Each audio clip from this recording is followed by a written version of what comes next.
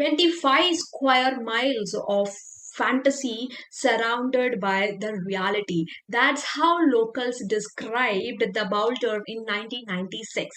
And that fantasy just didn't collapse because of murder alone. It collapsed because psychology overtook the procedure. This case didn't fail due to lack of evidences. It failed because a crime scene was never psychologically treated as one in the first place.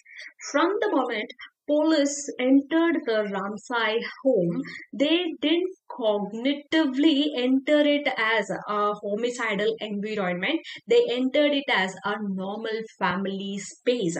And in that Forsonic psychological term, the brain decides what kind of place you are in before it decides how to behave naturally. And the home communicated at that moment safety, wealth, order, Christmas morning, normalcy around them. And what that environment says subconsciously, you will start feeling like disarmed. The investigator did the same. Instead of control, they defaulted to social norms like politeness, being polite, empathetic, accommodated within themselves, where friends were allowed inside the murder home. People moved freely around between the rooms, and the ransom note, the most behaviorally revealing object in this particular case, was touched, read, passed around between everyone. Once that happened, what will happen? The note stopped being evidence and became the conversation topic. And psychologically, once an object loses its danger status, what will happen? Investigators stop extracting meaning from it after that. So the most damaging moment of all wasn't a procedural practice; it was symbolic practice, where John Ramsey was instructed to search the house. Authority, what they did, quietly shifted from the police to the family. At that point, the Fosanic logic gave way to parental instincts. And when the JonBenet was found and carried upstairs, the action was mostly human but devastating to the investigation team. Two incompatible roles collided at one time, a father responding emotionally and a crime scene requiring emotional absence. And once those roles merge together, forgery clarity is completely gone forever. This created a deeper problem inside, whereas interpretation paralysis, what we call, every fiber, every there could now mean two things: innocent contact or criminal contact. And when the evidences explains everything, it explains nothing.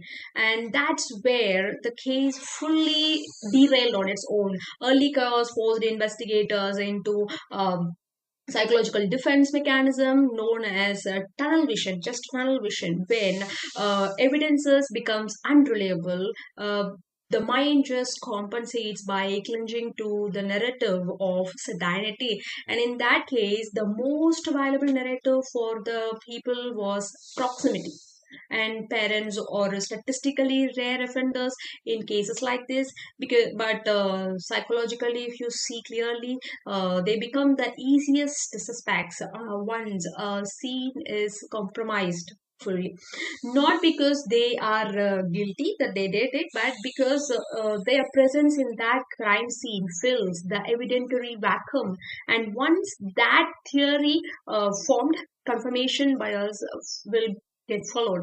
Evidences suggesting an intruder, unexplained DNA, or else unidentified footwear impressions, behavioral anomalies became psychologically inconvenient.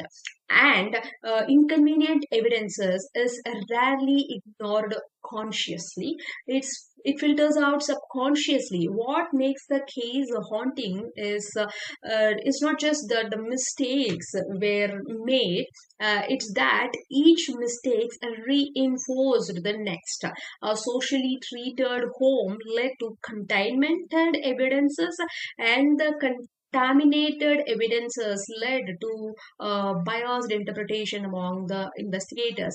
Interpretation shaped the public narratives, and what the public did, the public narrative made reversals almost impossible once it is made. So later, what the forensic findings emerged, the psychological verdict had already been fully delivered by the people also, not in the court but in the collective mind of the group. And this case is now taught not as a mystery but as a warning. What type of warning? When a crime scene becomes a family home, that happens in that home, the truth doesn't just disappear, it becomes unprovable. If one object exposes the mind behind this crime, it is not the body or the basement, it's the ransom note. Not because it's mysterious, but because it behaves nothing like a real ransom note in reality. In criminal psychology, written threats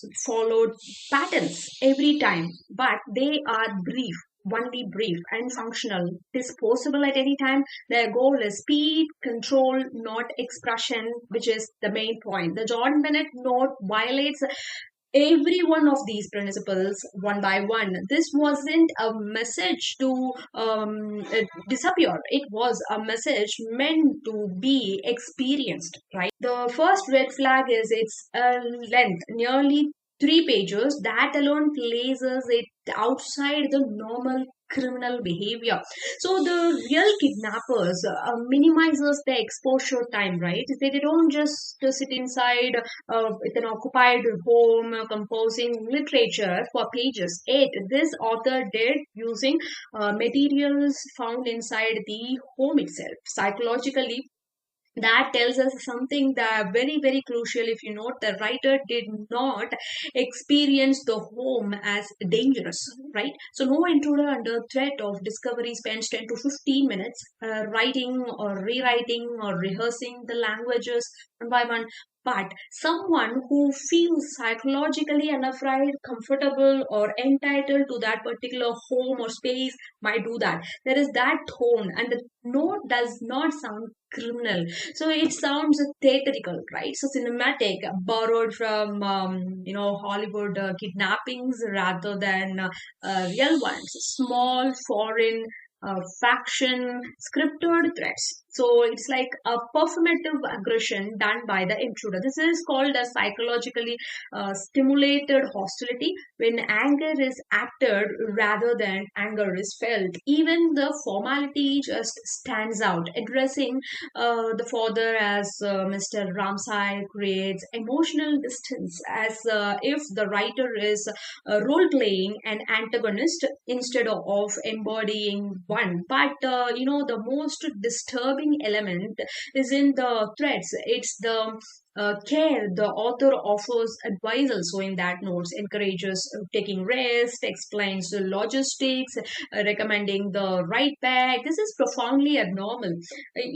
Many times kidnappers do not manage customers' experience. They issue demands in particular, and this emotional contradiction, what it suggests is either deeply psychological disconnection that has happened, or an emotional relationship that was underneath to the family that the note itself is trying to conceal on its own. Then there is the specificity. If you see, the ransom amount is not symbolic, it's very very precise. And the precision in the criminal writing, what does this call, almost always signals only one thing, that is insider knowledge. And the number mirrors John Romsey's bonus information, irrelevant to an outsider, but psychologically meaningful to someone familiar with that environment, household, right? So even more revealing is the brutal references.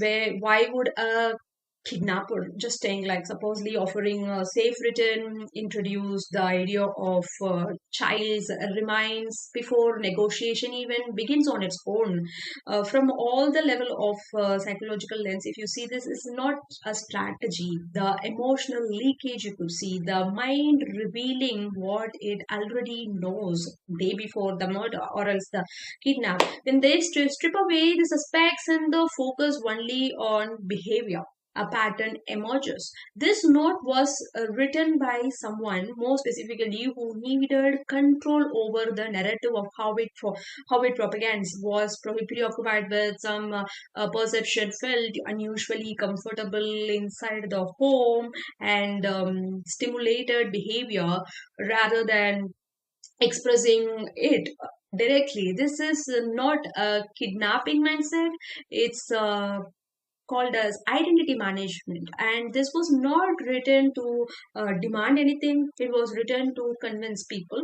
And the question is, it leaves isn't who wrote it, it's like who needed this story to exist in the first place. The sudden death of the child triggers acute psychological shock, a state where behavior often appears irrational or suspicious to the outsiders who have not experienced it in the first place. In the Ramsey case, behaviors like scene contamination, emotional inconsistencies, or else like detachment, fueled suspicion for decades. Like, despite being well documented trauma responses, one of the most criticized uh, examples is Burke Ramsey case, where during the interviews you could see that his facial expressions were interpreted as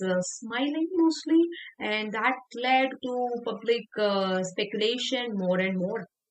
But if you see psychologically offering different explanation to it under extreme stress, or else like children often display anxious or inappropriate affect, right? And what looks like a smile can be a discomfort in the first place, or else like a confusion, or it's kind of an emotional overload. And 9 years old Brutal lacked the cognitive tools to process a violent death that happened in his own home, and the detachment and focus on play or kind of not indicators of guilt for a child. For guilt, they are immature defense mechanism against an unbearable reality. John Ramsay's action, if you see upon finding JonBenet's, or also kind of frequently framed as suspicious by people and speculators from trauma psychology. If you see, in that particular standpoint, they align with instinctive protective behaviors, and the urge to hold, to cover, to protect a child can override the procedural logic at that particular instant entirely. And traumatized individuals, what they do often is they behave very much inconsistently, uh, not because they are calculating something in their brain, or but because the shock fragmented decision making is happening in their mind. And Pasty Ramsay's 911 call is similarly misunderstood, and shifts in tone or common during an acute trauma response. And after instant agitation that has happened, the nervous system can collapse into complete detachment, or full of exhaustion that I can't hold it anymore. The shock is not linear here, and experts caution against interpreting these things as odd behavior, as guilt, or law enforcement often falls into tunnel vision by prioritizing the demeanor of the suspect over the full evidences, especially in high profile cases like these, right? Where the public demands full control of what is the result and result, full moral clarity we want. So these kind of things where society expects a perfect victim and society expects a perfect villain narrator. When the pattern when the pattern emerges that the parent breathes differently or else protect themselves legally in the first place, or they appear to be emotionally inconsistent during the interrogation, or suspicion just fills the gap. And the Ramsay case fully demonstrated a crucial truth in the first place. Trauma has no standard appearances on its own. What looked suspicious in the first place to the public, things like smiles or else the detachment, containment of no emotional showing, like simply reflects human beneath uh, under the unthinkable stress that no one can process on their own. Investigation into the murder of JonBenet Ramsey provides a stark case study in how the institutional stress and media pressure can force a criminal justice system itself towards premature, conclusions on its own without finding the real reason. This phenomenon is often what we call is rooted in the psychology rather than the individual error on its own, and the institutional stress and inexperience here at the time of murder.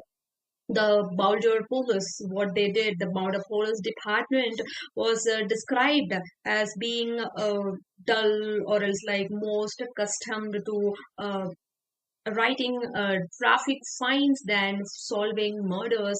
When the thrust into a national media frenzy, the department even faced more backslashes, immense pressure to provide an immediate answers to the public questions, which went unanswered for many days. Also, experts suggest that this lack of experience combined with chaos and then the uh, it's a high profile case, a high profile scene. Often those kind of led to a group thinking where a department aligns itself behind a single theory to manage the overthinking of the crowd, overwhelming stress of how the investigation is ongoing, these kind of things.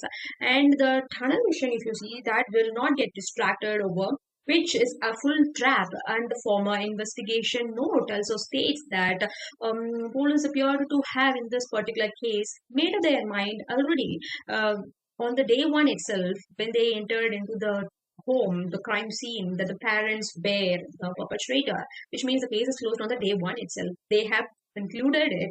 The conclusion which when they get reached on day one, the system fails into confirmation bias, and then uh, where investigators will feel like totally excluded. Anything that is not aligning or is like just conflicting with my conclusion is not my thing to touch upon. I made my mind into it, which means that the systematic ignoring of nearly 2,500 leads and crucial physical evidences, including things like the high-tech boot prints or else the open basement window, and even the unknown male DNA that was there in that crime scene. What are all that found on the victim clothes, where they all went, right? So the scapegoating and the mechanism in high profile cases, that is completely real, where the public is unusually involved alongside the media, which often demands a villain to restore the sense of social order at the same time as they want it, right? So John Ramsay, it was characterizing the case as real life, ready for prime time soap opera cases, and then the system under the harsh lights of the media circus may engage in scapegoating to alleviating the public pain, and outrage. This culminated in 1999 grand jury voting to indict the parents for child abuse, even though the district attorney ultimately refused to prosecute due to the lack of evidence. Intense public interest in the Ramsay case was fueled by moral panic surrounded by the involvement in the child beauty pageants. This social discomfort significantly distorted objectivity and influenced the investigation bias. Media, familiar and cultural bias. Early media coverage heavily featured looks of John performing pageants, hair dons adorning tabloid covers. The framing suggested a link between her death and the pageant circuit, creating a narrative that the parent had exploited her or at worst has attracted pedophilic killer. Thou the pageants psychological projections and moral outrage suggest otherwise. Sociological research indicates that the public often uses case to project their own moral outrage regarding perceived parenting failure. The pageant culture became a flashpoint for societal judgments. The Ramsay were viewed through a lens of cultural bias that labeled lifestyle as high society, fanciful making, then easier targets for suspicion. Emotional distortion of evidences. This made panic good mother myths where any deviation from the expected behavior was treated as a sign of guilt. For example, the focus on the sexualization of patients caused the investigation to prioritize theories of domestic sexual abuse over the forensic evidence of the sexual predator, such as the unidentified DNA, the stun gun marks identified by the forensic pathology. By analyzing these all the sociological factors, it became clear that the odd behavior of the family was often a reflection of a system under stress, public grappling with cultural discomfort rather than a direct indicator of the criminal guilt.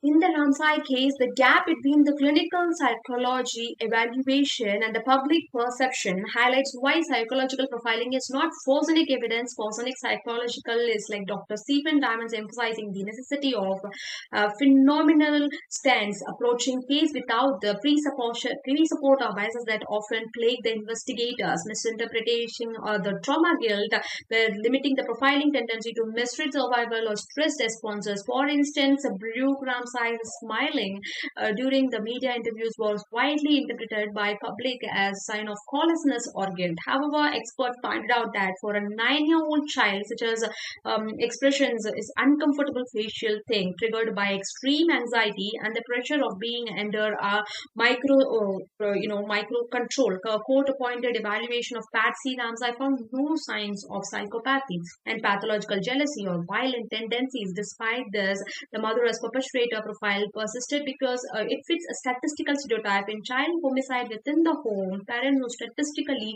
most likely culprits. So, academic critics, offenders profiling suggests that it often relies on myths rather than the clinical reality.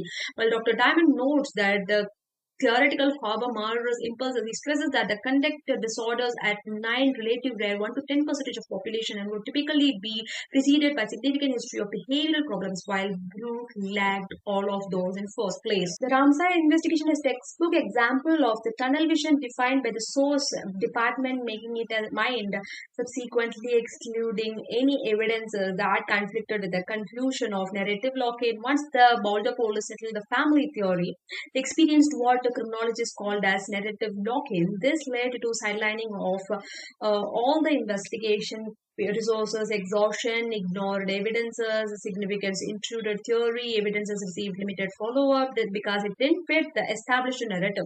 The stun gun evidence forensic pathology Dr. Michael Doberson conducted experiment to prove the marks on JonBenet were consistent with a stun gun, a tool used for incapacity. The police reportedly blew it off as suggested as a predatory intruder rather than a family member.